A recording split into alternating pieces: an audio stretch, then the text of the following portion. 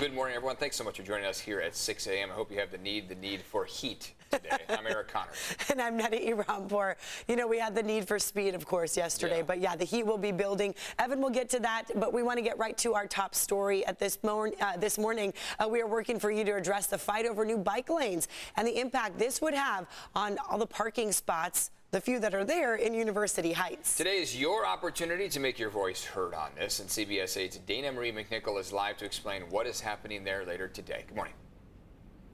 Well, good morning to you, Eric and Netta. I'm standing on a newly paved Park Avenue in University Heights, and business owners are worried that bike lanes that will be painted on this road in just a couple of days or weeks will impact the parking and how their customers can use their services. So they have their opportunity to voice their opinion tonight on a Zoom meeting, but I'm going to break down some of this background info for you right now. So the city of San Diego has decided to paint new bike lanes along a 1-mile stretch of Park Blvd in University Heights. Right now, there are 253 parking spots, but with the bike lanes taking away 88. Business owners along this stretch are really worried the reduction in parking will hurt business. For example, we spoke to people who use Park Blvd laundromats, who relies heavily on those spaces. Now, those new lanes will likely be painted in the coming weeks, but again, your chance to have your voice heard. University Heights Community Association meeting tonight at 7 p.m. over Zoom. We're being told city representatives are expected to be in attendance.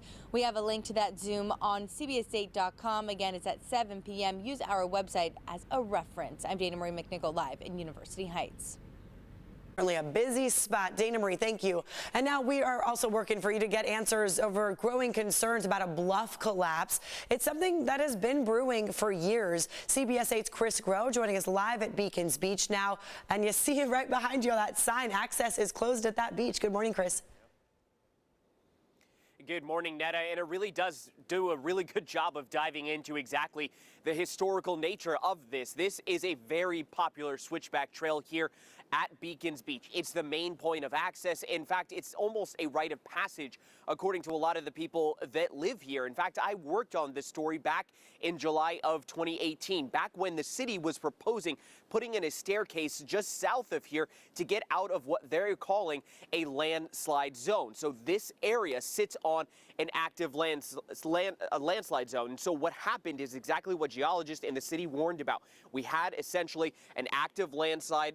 What they are calling it is essentially that it reactivated and led to movement and downsloping there of this area. So it's unstable. It is not safe right now. That's why it has been closed off. Now, back to about 4 years ago, that face-off between residents and the city. Again, they proposed an alternative to the switchback trail.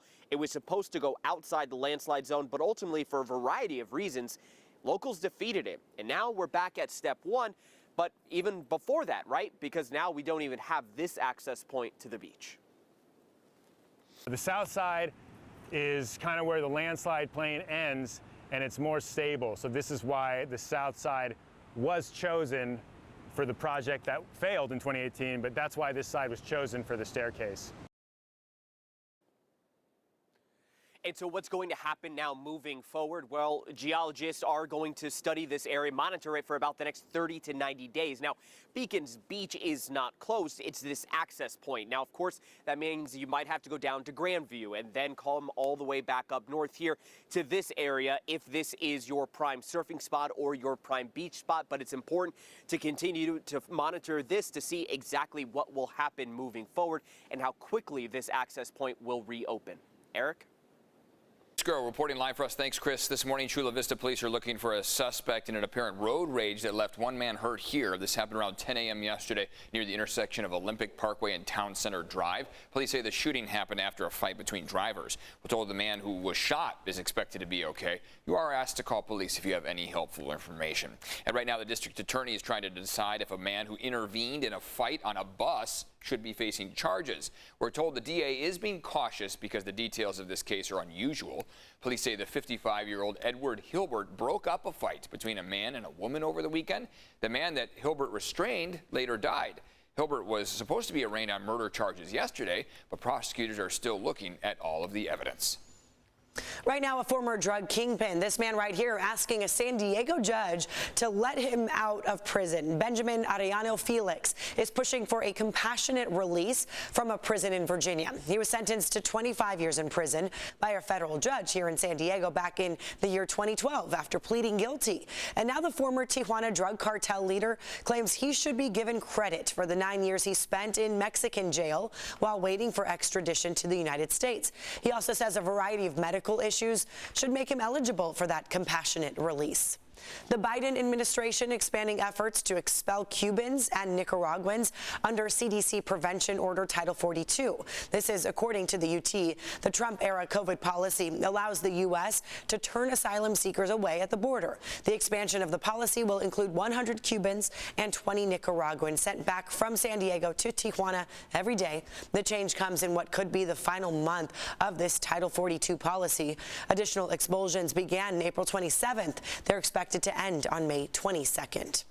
This morning, the Supreme Court surrounded by taller fencing, as you see here, amid rallies over abortion rights. It was just installed overnight. People on both sides of this issue have been demonstrating after that leaked draft opinion showed the Supreme Court is set to overturn Roe versus Wade. That includes protests that also happened here in San Diego. Come on and join the fight! Come on and join the fight! Abortion is a basic right! Abortion is a basic right! Here in California, lawmakers are trying to get a constitutional amendment on the ballot, which would codify abortion rights statewide. Meantime, the Supreme Court's final decision is expected in June or July. Some are wondering what impact a reversal of Roe v. Wade would have on other rights, also not enshrined in the Constitution, and that includes gay marriage. So we're working for you and asking experts. That will be coming up here in just a few minutes. This morning, there are some new rules for people on e-bikes in Carlsbad. Passengers are banned from riding on handlebars and other areas that aren't specifically made for additional riders. They are also now banned from riding on sidewalks. Police can issue citations or offer violators safety course options instead. No sitting on handlebars. Not good. The fact that that has to be a rule, but we see that often. People are like, hop on. No, it's a single-person bicycle. Well, whatever bike you're going to be on today, it's going to be a nice one. Maybe do that a little earlier because it's going to heat up. Yeah, going to warm up pretty nicely by the afternoon. We're already under a pretty decent amount of cloud cover. Cloud's going to clear out relatively quickly over the next about 2 hours or so. It's 6:08. Temperatures are mostly in the upper 50s and low 60s. As you head farther inland, though, those temperatures are mostly in the mid and lower 50s. You can see what we're working with in terms of fog. A little bit of low-level visibility this morning, so you can see what we're working with. Fallbrook at 1 mile right now, Carlsbad 5 miles, Miramar 4 miles. This isn't too impactful. What this mainly means is that those clouds are a little bit lower to the ground than they were yesterday. They're going to clear out relatively quickly. We're working toward partly cloudy skies by about 8 and 9 a.m. Temperatures making their way to the mid-70s as your forecast highs. Plenty of sunshine in the mix. You can see what it looks like as you walk out the door. If you're just grabbing a jacket, Ramona, good place to have it. 44 degrees right now. 54 in Alpine, 56 in Escondido, and for the immediate coastline, we're in the upper 50s and low 60s. By this afternoon, sunshine prevails. Plenty of warm temperatures out there. As we go into your Mother's Day weekend, which we'll look at the forecast for in just a bit, we'll see those temperatures gradually declining. So the emphasis is that although we're going to be moving towards some cooler temperatures into the weekend, it's going to be very gradual. Sunshine persists, but the early morning hours, like we see this morning, involve a little bit of cloud cover, not extending too far inland, and then afternoon sunshine prevails. Let's take a look at what is going on out there as far as traffic goes. It's 6:09 right now on the clock, and your drive times are not too bad. You've got a 65-mile-per-hour commute from Oceanside to Encinitas on the 5 southbound, 68-minute commute on the 805 northbound from San Ysidro to the 94, and a 7-minute commute on the 52 from the 125 to the 15. Back to you.